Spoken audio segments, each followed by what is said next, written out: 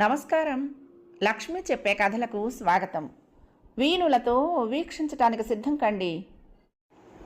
ప్రియ సఖులు, ఇప్పుడు మనం ప్రముఖ రచయిత శ్రీ ఎంబీఎస్ ప్రసాద్ గారు రచించిన తలనొప్పో మీటర్ అనే ఒక చక్కటి కథను విందామండి.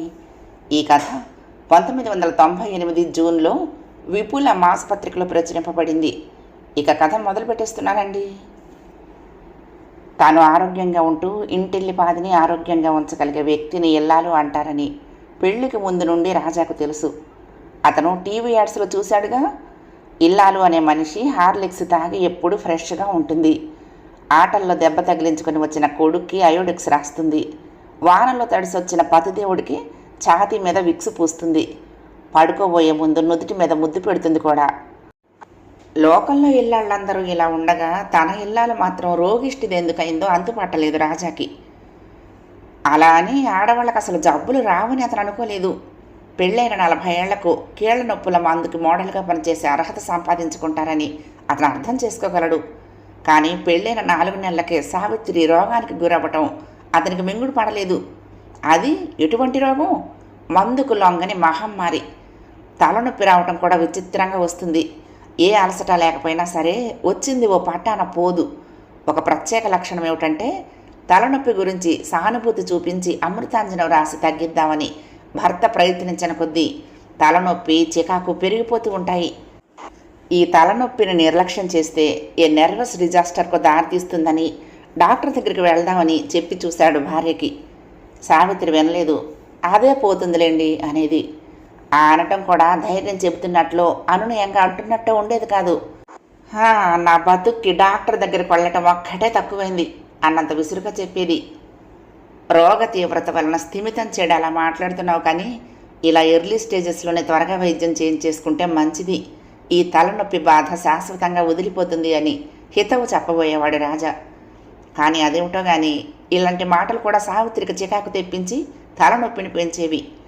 ఈ రోగ లక్షణాల గురించి రాజా తనకు కనపడిన వైద్య గ్రంథాలన్నీ చదివి చూశాడు. పత్రికల్లో కనపడిన చిట్కాలు సేకరించి ప్రయోగించబోయాడు. సావిత్రి విసుక్కునేది. తలనొప్పి ఎందుకు వస్తుందో తెలియకపోతే ఊరుకోండి, ఈ గచ్చాకు పుచ్చాకు మందులతో చాపకండి బాబు, మీకు పుణ్యం ఉంటుంది, అర్థం చేసుకునే మనిషి అయితేగా అంటూ సాగదీసేది. చివరికి పరిచితుడైన ఒక మందుల షాప్ అతని దగ్గర మొరపెట్టుకున్నాడు. షాప్ అతను నవ్వాడు. భర్తగా ప్రొఫెషన్ పూర్తి కాలేదు కాబట్టి నువ్వు ఇంత బెంబేలు పడిపోతున్నావు. నీలాంటి వాళ్ళ కోసమే మీటర్ ఒకటి తయారు చేశారు. చాలా ఖరీదే, కానీ నీకు కావాలంటే తెప్పించి పెడతాను సీక్రెట్గా.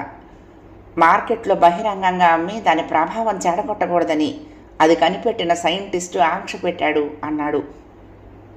పాల మీటరు, థర్మామీటర్ లాగా తలనొప్పికి కూడా మీటర్ ఉందా? అంటే తలనొప్పి ఎంత తీవ్రంగా ఉందో డిగ్రీల్లో చూపిస్తుందా అడిగాడు.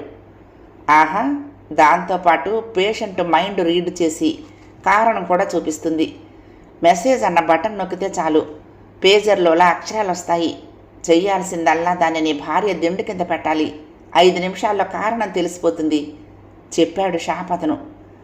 భలే బాగుంది, ఎవరు కనిపెట్టారు దీన్ని? సుబ్బారావు బాబా అనే ఆయన. దీన్ని బాబా మీటర్ అని కూడా అంటారు చెప్పాడు షాప్ అతను. హోమీ బాబా గారి బంధువులు తెలుగు పేర్లు కూడా పెట్టుకున్నారే అని ఆశ్చర్యపడ్డాడు రాజా. అబ్బే, బాబా ఇంటి పేరు కాదు, పౌరుష నామధేయం. భార్య బాధితుడు అనేదానికి అబ్రివేషన్ అన్నమాట. ఆయన భార్య కూడా తలనొప్పి అని చాంపుకు తింటూ ఉంటే దీన్ని కనిపెట్టాడు ఆయన. తనలాంటి వాళ్లకు ఉపయోగపడుతుందని రహస్యంగా అమ్మిస్తున్నాడు. బాబా తలనొప్పి మీటరు రాజాకు చాలా ఉపయోగపడింది. 3 నెలలు తిరగకుండానే భార్య అనారోగ్యం గురించి అతని చింత తగ్గిపోయింది. ఆమెకు తలనొప్పి ఎందుకు వస్తుందో అతనికి సులభంగా తెలిసిపోతుంది. మొదటిసారి మీటర్ మీద కనపడిన మెసేజ్ చదవగానే అతనికి ఆశ్చర్యం వేసింది. ఇంత చిన్నదానికి తలనొప్పి తెచ్చుకుంటారా అని. తర్వాత అతనికి ఆశ్చర్యం కలగటం మానేసింది. తలనొప్పి అనేది ఏ కారణం చేతనైనా రావచ్చునని అతనికి తెలిసొచ్చింది. ఆ కారణం పైకి చెప్పలేనంత సిల్లీగా ఉండటం వల్లనే తలనొప్పి వస్తుందని కూడా అర్థమైంది. ఆ మీటర్ మీద కనపడే డిగ్రీ, మెసేజ్ తరచుగా గమనించగా కారణం ఎంత సిల్లీగా ఉంటే అంత ఎక్కువగా తీవ్రంగా తలనొప్పి ఉంటుందని కూడా తెలిసింది.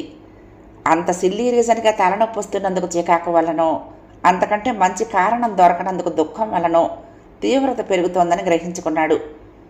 కారణాలన్నీ రాసి పెట్టుకుంటే ఇప్పుడెప్పుడు ఏ ఏ సమయాల్లో వేటి వలన తలనొప్పి వస్తుందో ఒక ప్యాటర్న్ కనిపెట్టవచ్చుననిపించింది అతనికి.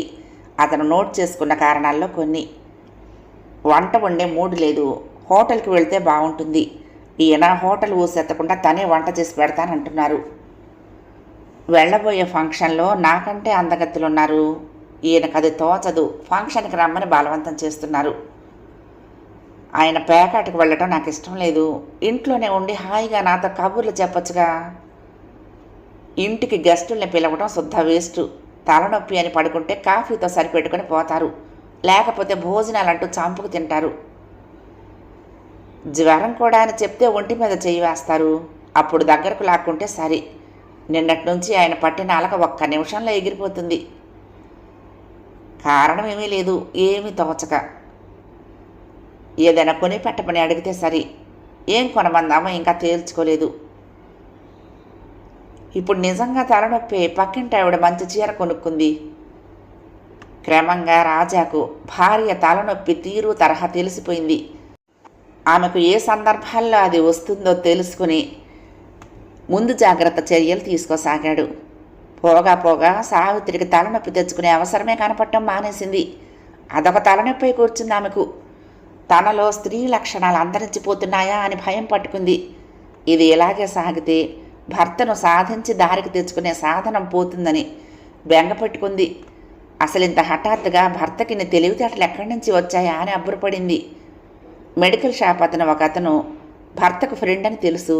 అతని దగ్గర IQ+ లాంటి మందులు ఏమైనా కొనుక్కున్నాడా అడిగింది షాప్ అతన్ని. మందులేవి కావు అన్నాడు మందుల షాప్ అతను. ఏదో మీటర్ అమ్మాడట. కావాలంటే తనకి ఓ మీటర్ అమ్ముతాడట. బాబా మీటరట. రాజాకు చెప్పకపోతే అమ్ముతానన్నాడు. నాకెందుకు మీటరు అంది సావిత్రి. మీ వారు కూడా తలనొప్పిగా ఉందని ఇష్టం లేని పనులు ఎగ్గొడుతూ ఉంటారుగా. అది నిజమైందో కాదో మీరు ఇట్టే పట్టేయొచ్చు. ఒకటి దగ్గర ఉంచుకోండి, దొంగ వేషాలు ఇస్తే లొంగదీయొచ్చు అన్నాడు. ఇదేమైనా అసలు పనిచేస్తుందంటారా అడిగింది. భాలేవారే, బాబా మీటర్ కనిపెట్టిన ఆయన భార్య ఇది కనిపెట్టింది. ఇది భవా మీటరు, భర్త బాధితుల మీటర్ అన్నమాట.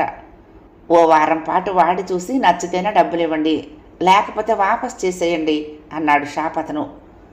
అది కొన్న రెండో రోజున సావిత్రి రాజాను సినిమాకు తీసుకువెళ్ళమంది. రాజా తలనొప్పిగా ఉందన్నాడు.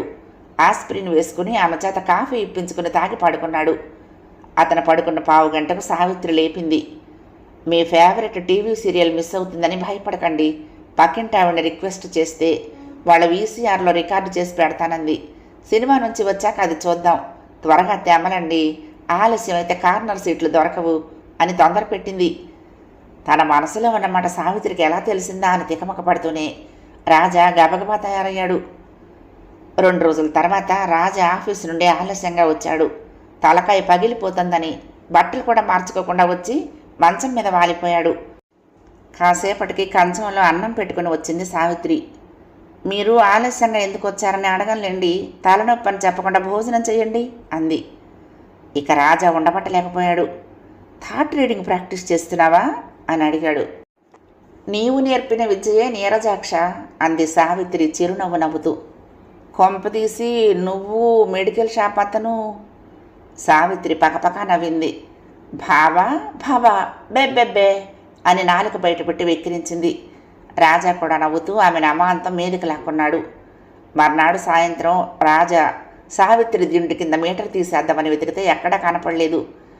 ఆ మీటర్ నువ్వు ఎక్కడైనా చూసావా అని సావిత్రిని అడిగాడు. 2 మీటర్లు కలిపి ఓ పెట్టెలో పడేసి పుస్తకాల బూట్లో పెట్టా అంది సావిత్రి. బుద్ధి లేదు, పెట్టి జారి పడితే 2 విరుగుతాయి, బోల్డంత డబ్బు పోసుకున్నాం అన్నాడు. నాకెక్కడి నుండి వస్తుందిలేండి బుద్ధి, పెళ్ళాం మీద పత్తేదారి చేసే వాళ్ళకు ఉంటుంది కానీ అంది. పత్తేదారి చేయకపోతే చస్తారా, చీటికి మాటికి లేని రోగాలు నటిస్తూ ఉంటే అన్నాడు రాజా. దానాదీనా మాట పెరిగింది, పోట్లాటయింది. ఆ రాత్రి సావిత్రి తలనొప్పని పడుకుంది. రాజాకు అనుమానం వచ్చింది. ఇది నిజందా ఉత్తుతుదా అని. బాబా మీటర్ వెతుక్కొచ్చి సావిత్రి దిండు కింద రహస్యంగా పెట్టాడు. 10 నిమిషాల తర్వాత పైకి తీసి మెసేజ్ చదివాడు. ఈ బాబా మీటర్తో పాటు నన్నెందుకు పెట్టారు? అదొట్టి మగ మీటరు, దాని మీద అలిగాను, నాకే తలనొప్పిగా ఉంది, డిస్టర్బ్ చేయకండి అని ఉంది. కథ సమాప్తం. ప్రియ సఖులు, ఈ కథ మీకు నచ్చితే తప్పకుండా లైక్ చేయండి, షేర్ చేయండి, కామెంట్ చేయండి, సబ్స్క్రైబ్ చేసుకుని నన్ను ఎంకరేజ్ చేయండి. ఉంటానండి. ప్రేమతో లక్ష్మి, కృష్ణా తీరం దుర్గమ్మ సన్నిధానం. నమస్తే.